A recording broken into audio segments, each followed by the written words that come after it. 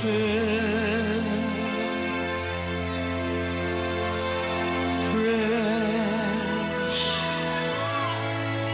from school. So carry her books. That's how it starts.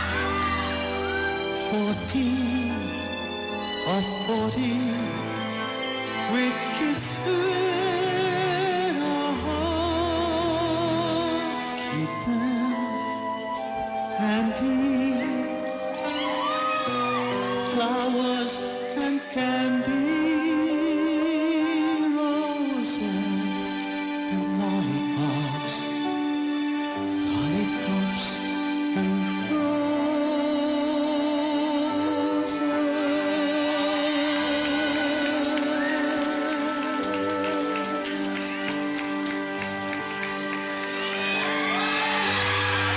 Yes! Kokoy Laurel and our superstar, Nora Honor!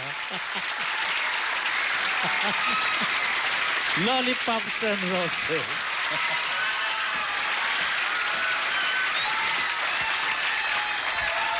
Wow, only in walang tulugan. Umiiyak ako, Kuya Germs. Okay, ito muna. Siyempre, Guy.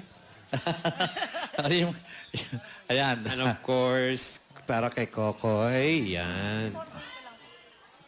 Oh, bigyan mo na yung rose. Ate Guy. Ayan.